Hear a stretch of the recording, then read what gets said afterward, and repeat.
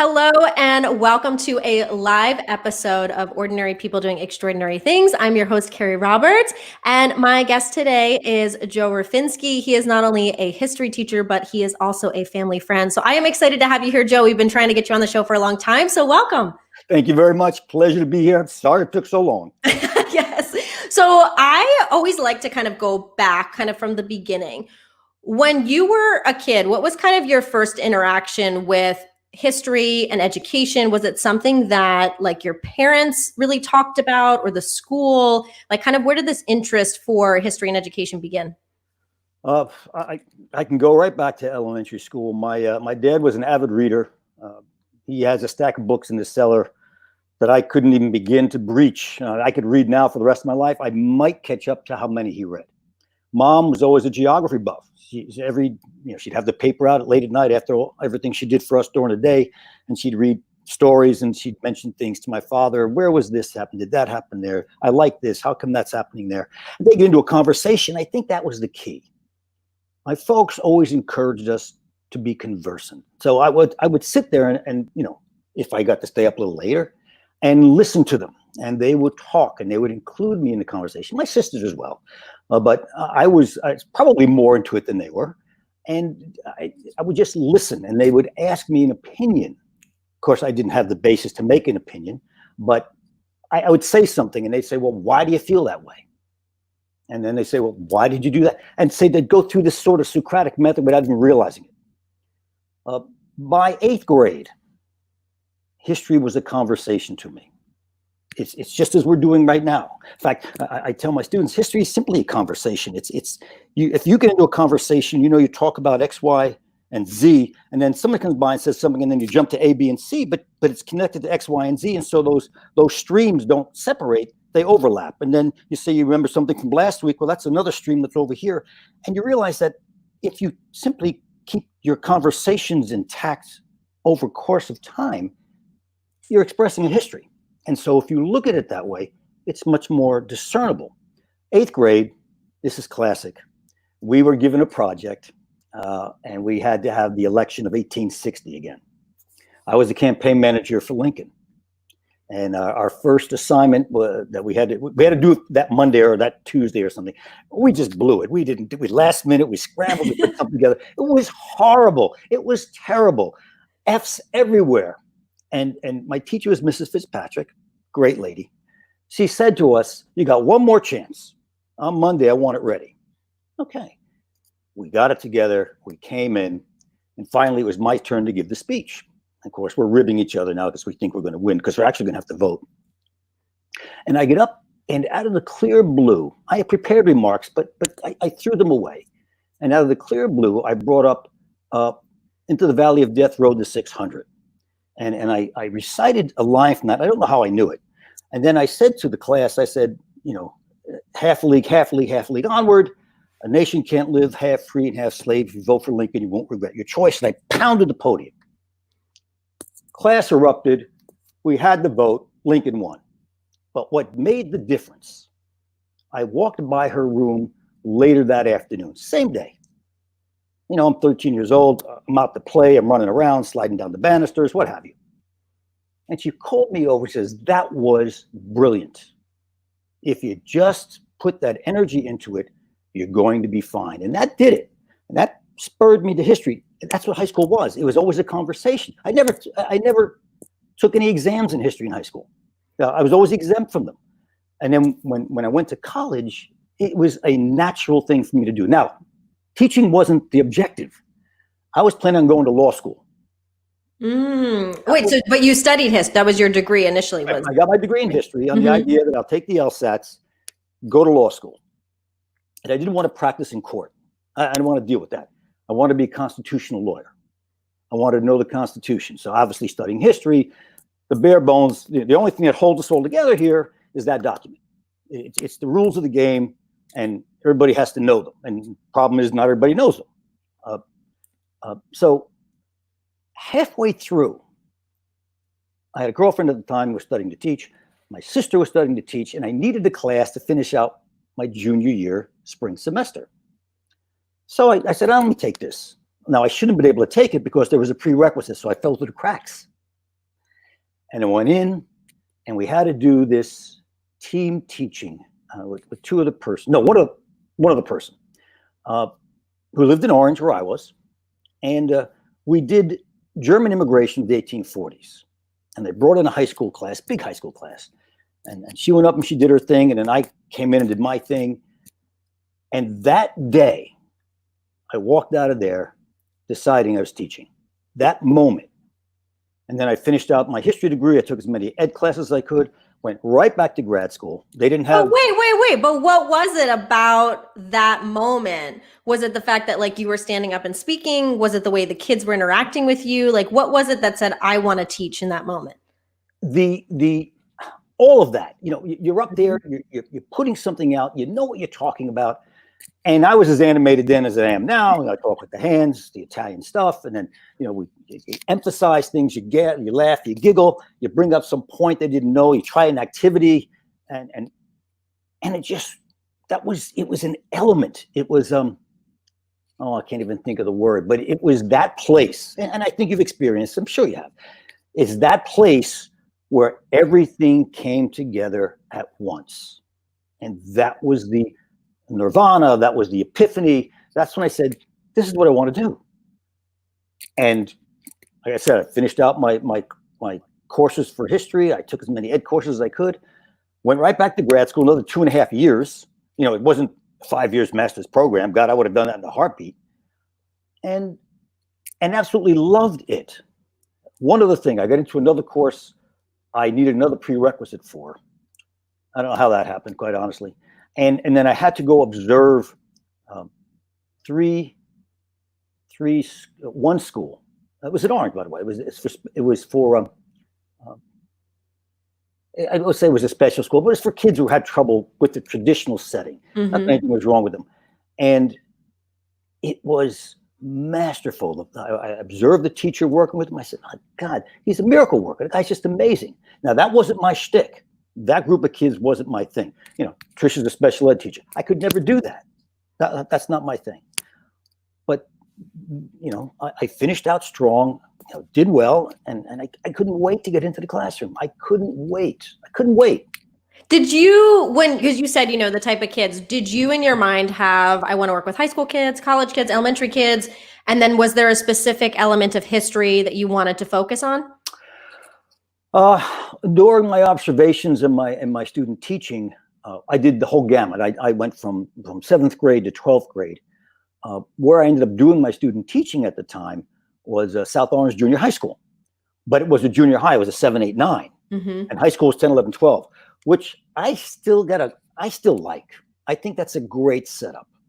I think the age separations are good. I think that they're into their own element.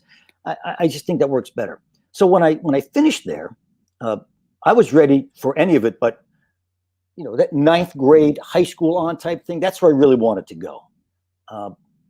My first piece was substituting in South Orange Maplewood, and I ended up getting a 6-month position in a special ed room at the high school.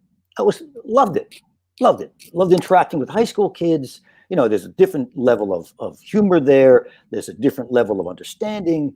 There's a different grasp of things that's just, better or more mature. And I love that interaction.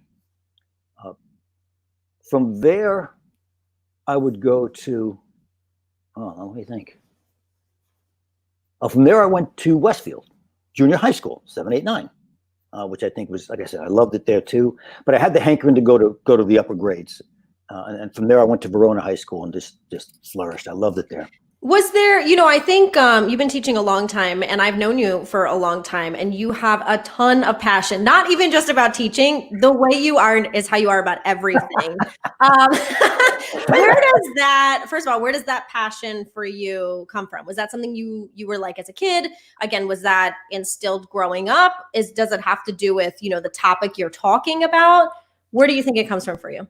Well, my folks, my folks were the greatest generation. My dad was born in 1918. My mom was born in 1920. They grew up in the 20s, came of age in the Depression, and then became adults fighting World War II, and then came home and had us. the boomers, if you will, and had to put up with us and all our cranky little things.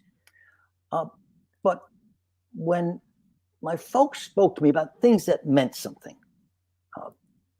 I could tell in my father's eyes and my mother's voice, this is important, and you should dwell on it as important. You shouldn't just pass it aside. Don't kick it aside. Not everything is important. Obviously, you got important. You got, it's all right. Oh, please don't even bother me. But certain things they instilled that in me. Somewhere along the line, now I can't figure this out. I don't know. Either in the middle school years or the high school years, it dawned on me that we only go through life once. Now, I mean, this is pretty heavy for a teenager, I think, and I don't know why it hit me. I said, you only go through life once. You shouldn't have too many instances when you say, I wish I had. And so I began to take that credo and say, okay, enjoy whatever it is you do. And to make sure you enjoy it, put everything into it. Do your best. And that's what my folks always told me. No matter what happens, if you've done all you can do, there's nothing for you to feel sorry about, nothing for you to be embarrassed about, and nothing to be regretful about. And I took that without consciously taking it. I became part of my being by the time I got from high school into college. And sometimes I go a little too far. I mean, I love it. Yeah. So, I think one of the challenges that I've heard from teachers is a lot of people go into teaching because of the passion, and they love the topic, and they want to change kids' lives. And then there's kind of this frustration as teachers of, well, I have to teach to the test, or I'm spending so much time doing paperwork, or I have to do all these things that I can't even work with the kids. And then it becomes like something that's not as enjoyable.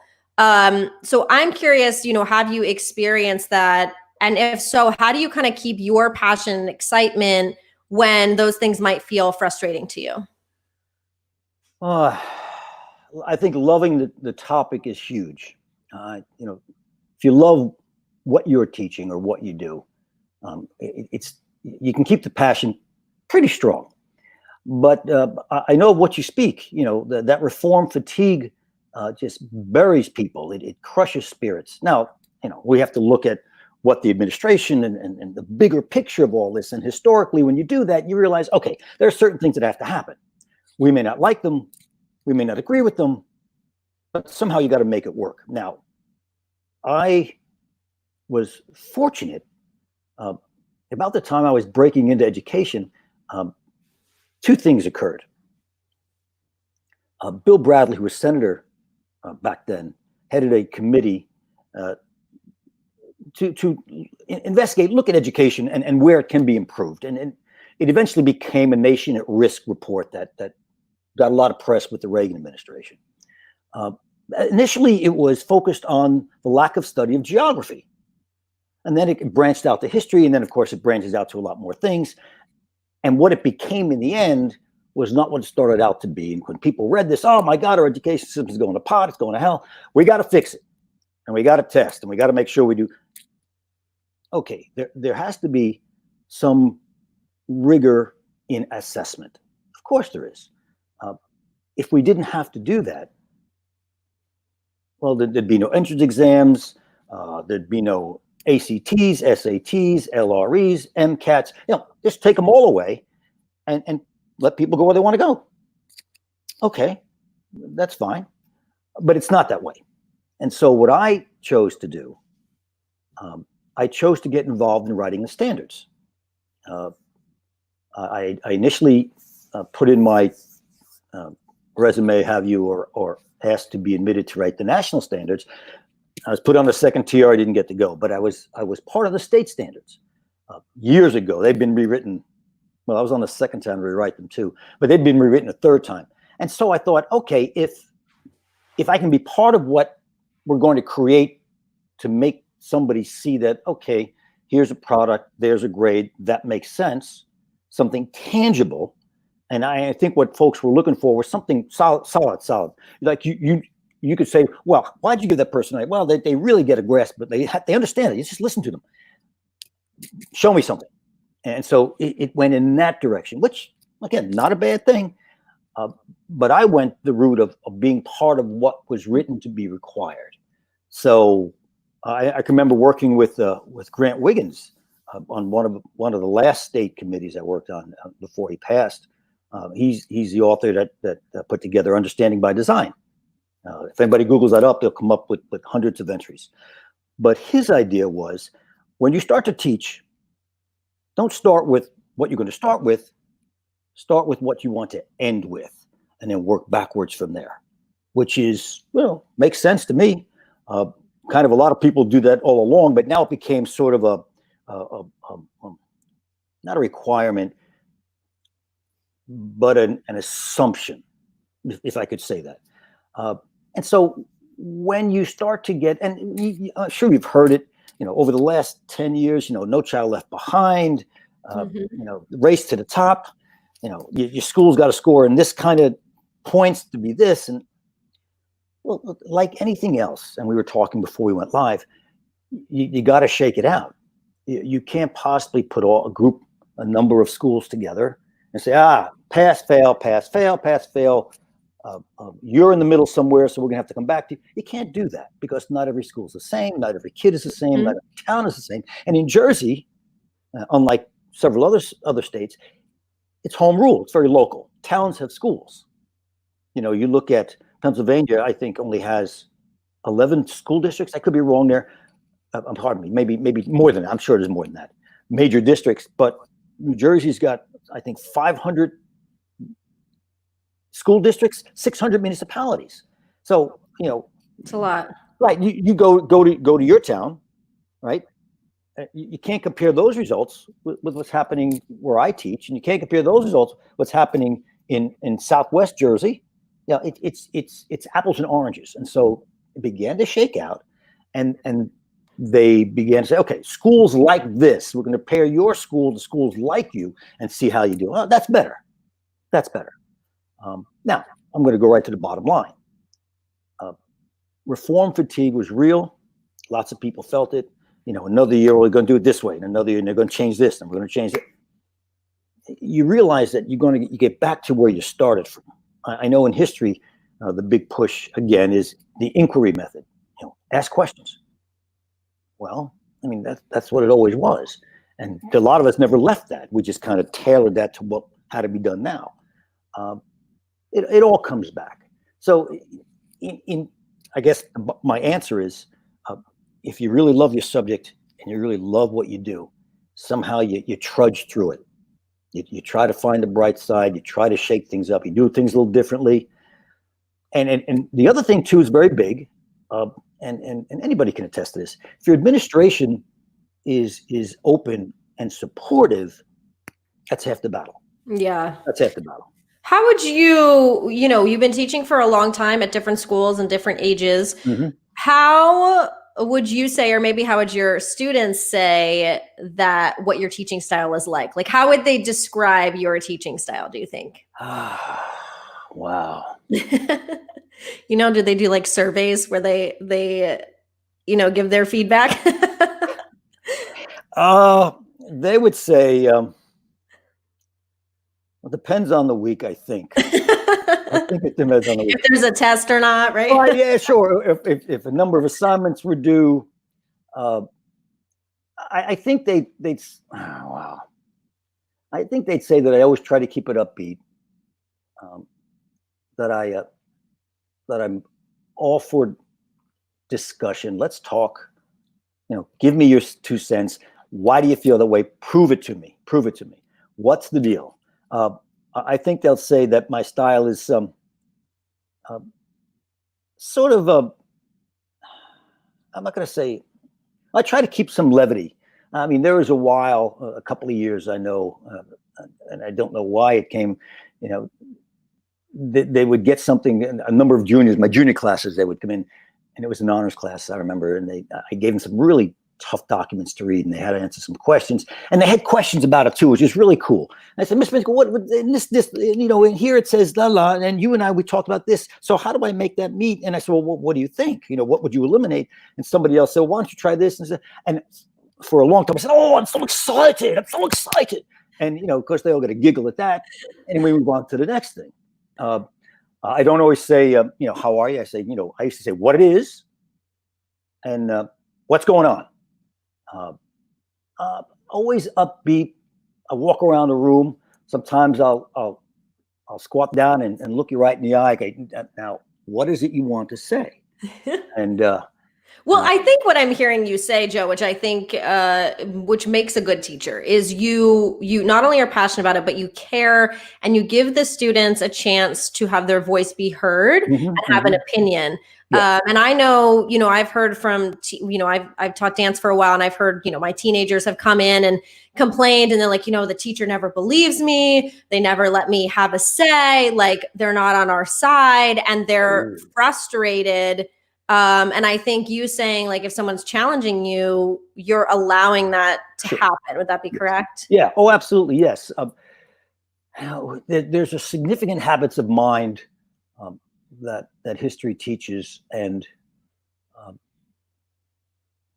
it's to accept that there's sometimes no solutions to a problem. That sometimes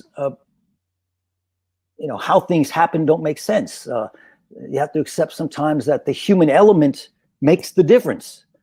And all I want them to do is, if you're going to say that, whatever it is that you're saying, it doesn't matter. Give me something, piece of evidence. Tell me what brought you to that conclusion and why. Do you still feel that way? What would change it? What do you see happening if X, Y, and Z didn't do like you said or should have done? It's a conversation, and I try to have. I think if you take one style, one piece, I try to keep it light. I get funny sometimes. I get colloquial sometimes.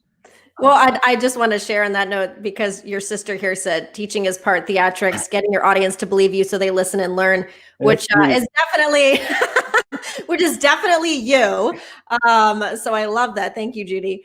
When you're having different kids in a class, right? As you said, every child learns differently. You have some that they need to listen. Some people need to write stuff down. Some people need to do it. Some people need to work in groups. I mean, how do you kind of create an environment, especially in a school, right, where kids are going from one subject to the other? So let's say they have you the last hour of the day. They're exhausted. They have this fatigue, right? How do you kind of make sure that you're reaching each student, or does that require you to have some one-on-one time with them after school if it needs be? Like, how do you make sure that you help these kids as best you can when you have so many different learning styles in a classroom? Well, I most assuredly tell them two things right off the bat. Come in ready with whatever you need, and initially do what I ask you to do. Then I'm going to speak a little bit. I'm going to tell you something. I'm going to flash a photo, a video, write something down. I don't care what it is. Something that's going to make you have an anchor here, a connection. And then after we go through some kind of an overview, I guess what you want to call it, we have an activity, whatever that is. We do group work if it fits the situation, or if it fits that part of the curriculum. But they're all going to be responsible for writing something. And I think at the end of the day, what I want them to be able to do is articulate their point well, with evidence, read widely, and write. And if you think about it, reading and writing are kind of the basis of everything else that goes on. I'm using history as a vehicle to master that, while history is what you need to master. So it's a kind of a two-track here. So in the course of that, one example we did, and I love doing this with them. It's just such a great thing. It's so ironic too, because we studied the Great Depression, and one of the activities, after showing them a number of films and videos, me doing my thing, showing them some slides, always posing a question at the beginning of the class, expecting them to come some kind of reflection at the end. We studied 3 primary source pieces of information. An interview with a woman who had 4 kids, was feeding another and pregnant with another. Her husband was a farmer out looking for work, depths of the Great Depression. we studied the Dorothea Lange photo of the migrant mom. And then we studied the lyrics of a song at one of the migrant camps. And so each group did analysis of those three different things. When that was done, we moved it around, and was done, we moved it around. So by the end of the session, which took a couple of days, they had studied three different primary pieces of evidence about documenting the Great Depression through a world-renowned photographer, Dorothea Lange, a migrant worker's song, and an interview with a woman whose husband was out trying to find work so they could feed the kids. So you get and I uploaded it so they could listen to the song. So you had kids that are musically inclined, want to listen to the music, kids visually inclined, and want to see the photos, and the readers who are reading the interview, because that was written out in front of them. And then they had to do analysis of it. And then come an assessment of sorts, we'd select a reading, again, a primary source document, and I'd tell them to match it with which one of those pieces of evidence does this most align. And then I give them a question. To what extent does documenting the Great Depression, for example, does documenting the Great Depression leave this unjudged? Because we weren't judging, we were observing. And then we get to a point when we talk about, so was there anything else that these people could have done? Did they put some of themselves in their own situations? And we had done a stock market simulation as well, with the manipulation of Wall Street to cause the crash. Then we talked international trade, and we talked about the tariffs, and it just becomes a bigger conversation. And finally, at the end of the unit, they had it say, well, what caused the Great Depression? What was its impact? Was Roosevelt's policies successful? And if they weren't successful, what eventually ended the Great Depression? And of course, that conversation has the overlapping streams that bring us into Pearl Harbor. And so you started from a conversation of 1929, it flows through 10 years of the 30s. And we even looked at Roosevelt's court packing scheme. We looked at the Supreme Court overturning the NRA. And not then, but just before school broke for the remote learning, we talked about the pandemic. We talked about flattening the curve way early, too, way early. And we talked about, well, what's going to happen if everything does close down? And I said, well, what's the difference between this, 2007, 2008, because we talk about that, and the Great Depression? So now make your connection over time. And since you're living it today, can you now give any more credence to what they felt in 2007, 2008, when I think these kids, how old were they then? Oh my God, they're very young. And then of course in 1932, 33, and 34. So yeah, I wish I had you as a history teacher because I think it's good that you are connecting things as a whole. You're not just saying, okay, we're only going to focus on this period. My personal experience of history from elementary school to college, I feel like we learned about the Civil War, the Great Depression, and the World War I, World War II. That was pretty much my history over and over again. And It was always like watching videos. It was just not as, I had one history teacher in high school who was amazing with lectures and funny and loved his class. But I love that you're creating that correlation because it brings the reason history as a whole is important. It's not just a class. You and I were talking offline earlier about, looking at what's going on in the pandemic and the world now, and kind of how history has kind of, told us things and teaches us things. And so I love that you make that connection in your class. So I would love for you too to kind of talk about, with everything going on in the pandemic, what you've seen through history, maybe some thoughts you have of, I don't know, what this is going to look like when people teach it, 10, 15, 20 years from now. Well, one of the first assignments I put up on the internet, everybody's doing Google Classroom. Yep. Everybody is. One of the first things I put up there was I simply called it coronavirus. And when you break down the article and the pieces I put up there, and they had to do a document analysis. It was a piece from the New York Times. Was it the Wall Street Journal? The second one was the Wall Street Journal. The first one was the Times. It was so much of what we had already looked at in the Great Depression. And then 2007, 2008 too, but the Great Depression is seared in our memory. I mean, we look at 2007, 2008, and that was a huge crisis, but it's now, it's recent, it's in our lifetimes. We look at it, we fixed it because, you know, communication is so quickly now, we can see it. But 1930s, it's a world away, and it's seared in our memories as the absolute worst time here. Well, this is not far behind it. Relatively speaking, you know, there were lots of things going on there that weren't going on today. And it was a flat out comparison. So then there was another article, my second week of work, it said 2007, 2008 will pale in comparison to what's going to have to be spent now. So we looked at it again. What's government's role? Where's the help going to come from? How should it be divvied up? You're going to give, you know, special checks. You're going to take people off the street. You're going to put them to work in something like a CCC. I've said for years, you want to put unemployment to work. All the phone lines that are up here that fall down when the weather's bad, put them underground. You know, government hires those people. Of course, then they'll say, oh, that's very socialist, and that's a whole nother conversation. And then the third article I put up there was an article about Vladimir Putin and Russia. And my question was, would a command state have handled this any different or any better? Got a lot of interesting answers with that. Mm-hmm. I'd say probably a 50-50 split, where they say, well, yeah, if it's a command state, nobody can say no to it. You know, they're going to put out the best reason to solve this problem, and they're going to do it. And that's it.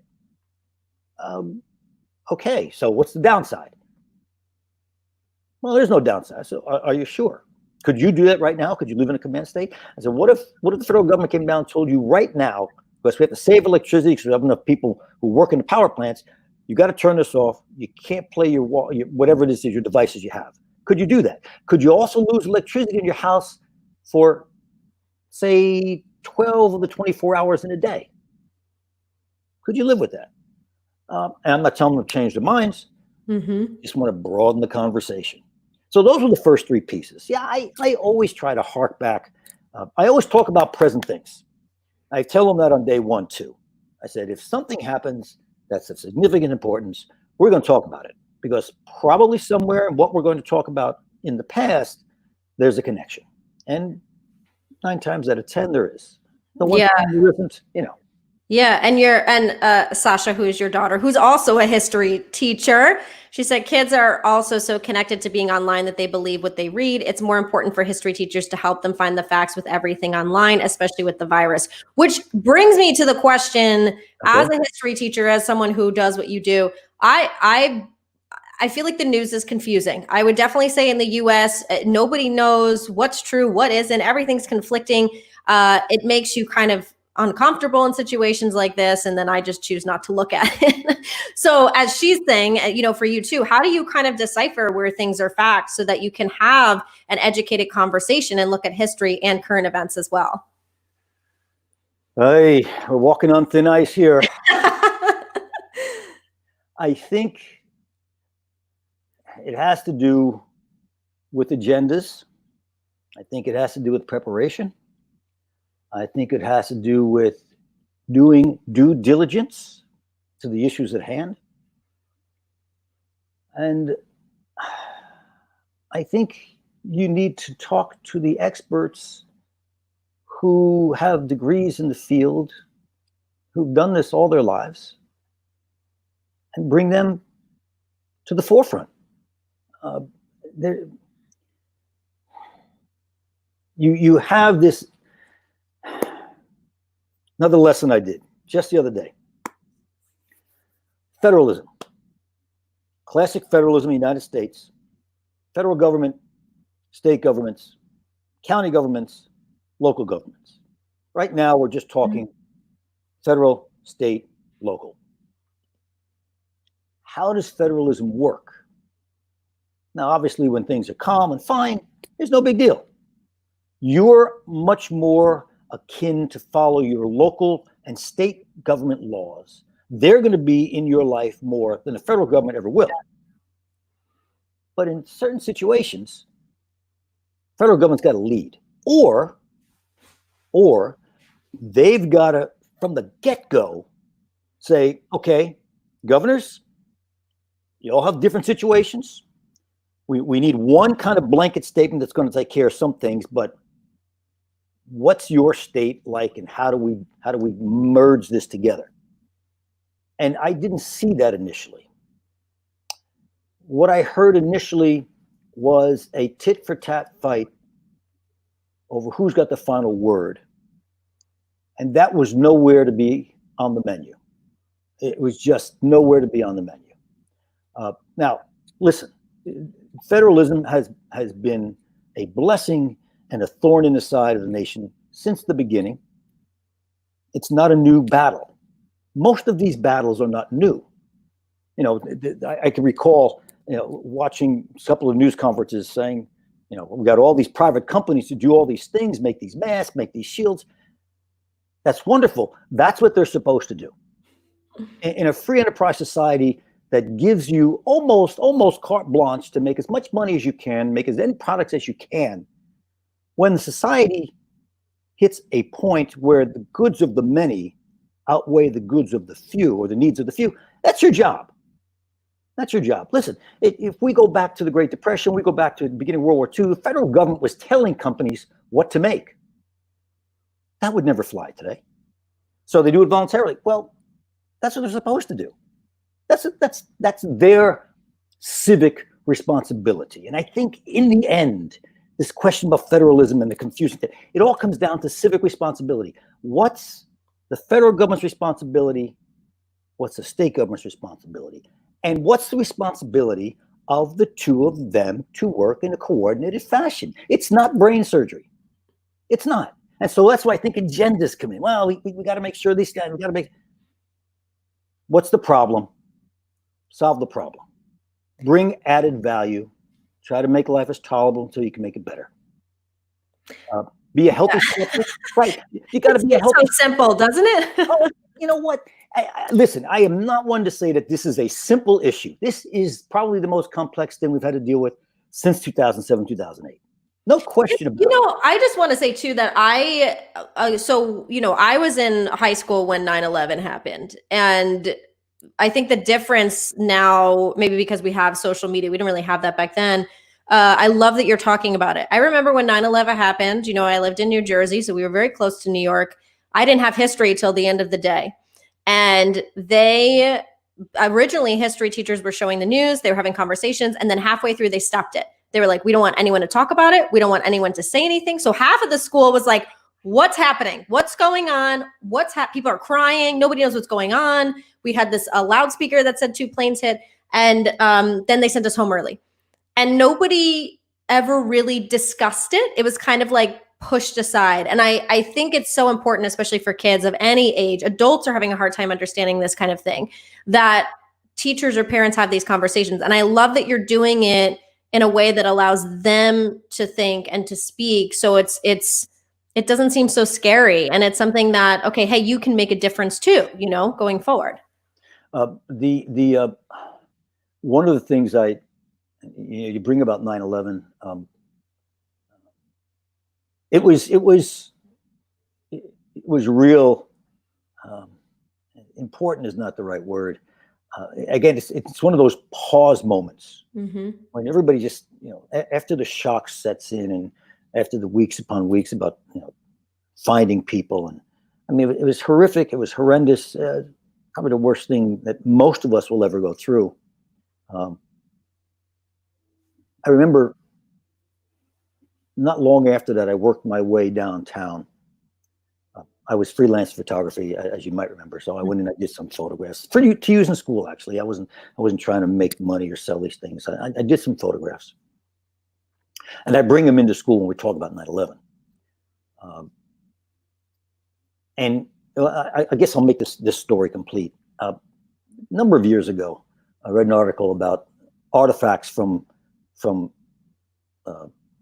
9/11, from the Twin Towers, were being given away. Okay, so what does that mean? They actually had them in the old Pan Am Hangar 17 at LaGuardia or JFK. I forget which. I think it's LaGuardia. And initially, they studied them, they tested them, they looked at them, they kept them for, the whole 9 yards. And then, well, what do we do with them? And they began to give them out as monuments. You'll see them everywhere. There's lots of places around. But I also heard that some were being given away as friends. And it kind of got me upset. So I wrote a letter to the people who involved in this. I said, listen, I teach at a STEM school. There's no 9/11 memorial in the town of East Orange at least that I know of. My AP kids would like to design one. Here's what we'd like to do. Long story short, a couple of emails here and there, a phone call. Finally, I get a call. So do you really still want to do this? I said, sure, I do. So they said, well, here's the stuff. Long story. I went in there with my van. I went to the hangar and I picked up pieces of the towers. We designed a monument that has not been put together yet. In fact, it's funny. I got a piece of it right here. This is the aluminum cladding. Oh my gosh. Yeah. And so they designed a monument that we're going to put in front of our school. And they decided to dedicate it to first responders of Essex County. Yeah. I don't think anybody's got any of those, although there is one at Eagle Rock Avenue, Eagle Rock in West Orange. It's stunning. It's a stunning monument. But this is a kid designed, public school in an urban setting that wanted to do this. So we have the pieces. Then what I do, and my administration likes the idea, I bring them to the 9/11 Museum Memorial for a class trip. And we actually go into a classroom. We do a learning session, a breakout session, and then the guy takes us to 5 or 6 particular pieces, and the kids have clipboards and they have reflection boxes, and they put down what they see and what they think and what their perspective is. And then we go back to the classroom, we break it down, we debrief it, and then we bring them home. So in addition to what I show them with my photographs, in addition with all the material that I can get, we do talk about it. When it happened, I was in middle school. I was teaching at the middle school then. I gingerly talked about it, but I stopped talking about it when I sensed the class had enough. I never just stopped the conversation because that's, we've all been in a situation where people talk to us, all right, I don't want to say anymore. Well, what do you mean you don't want to say anymore? Right. And so it was like that. And I was very careful, did anybody have any relatives, anybody, any family there? Are you okay that we talk about this? Do you need to take a break? What can you tell? I really took to heart what we need to talk about, but we had to talk about it. Yeah. Because by the time they got home that day, they all saw it. Yeah, well, and Judy was just saying, in New Jersey, New York, people, and probably Connecticut, people didn't talk about it as much because people did have parents or family members that passed away from it. And so that is an interesting point. But I do think, I just love that you're talking about current events, which is important. And we have I think it's Janny. Yes. What tips do you have for someone who's considering becoming a history teacher, especially those that are going to school for it now? You've been doing it a long time.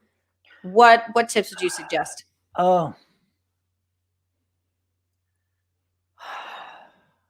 If you want to, you have to love to read. You have to love to read. Don't close your mind off to any particular part of history. Look at the gamut. Even go to areas that you don't have an interest in. You'd be surprised what you can find. Join your historical organizations. I think that's huge. New Jersey Council for History Education, New Jersey Council for Social Studies, National Council for Social Studies, National Council for History Education. And then branch out to other organizations. There's plenty of them. I can mention a few off the top of my head because I've had good experiences with them. We the People, a great study of the Constitution from the Center for Civic Ed in California. The New Jersey Center for Law-Related Education, fantastic. The New Jersey State Bar with mock trial and law. The Bill of Rights Institute. The History Channel. Anything on PBS. So my tip. Expect the reading. Expect to get it wrong the first time. Expect to rewrite the paper a couple of times. It's going to work out, but you gotta work at it. Talk to other history teachers, even if they disagree with your point of view. That's what makes you better.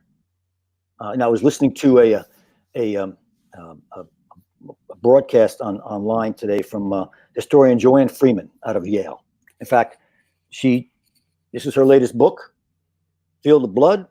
It's a great book. It's about the violence in Congress in the road to the Civil War.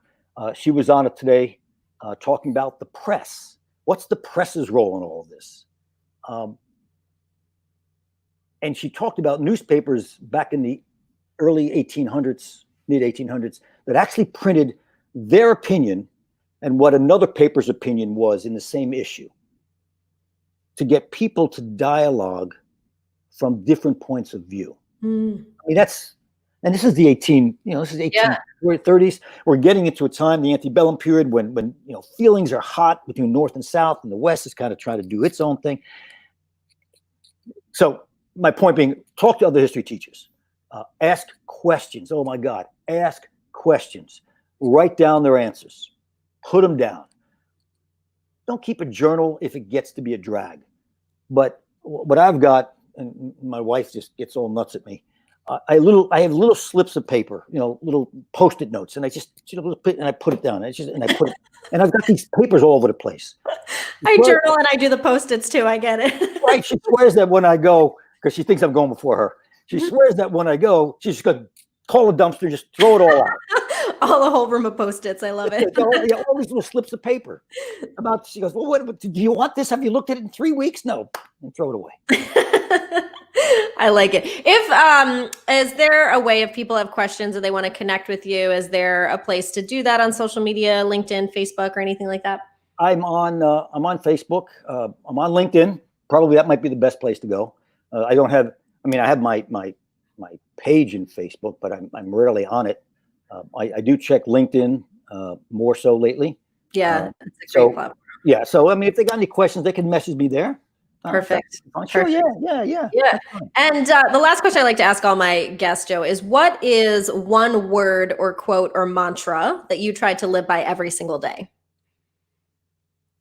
Oh, my goodness. Love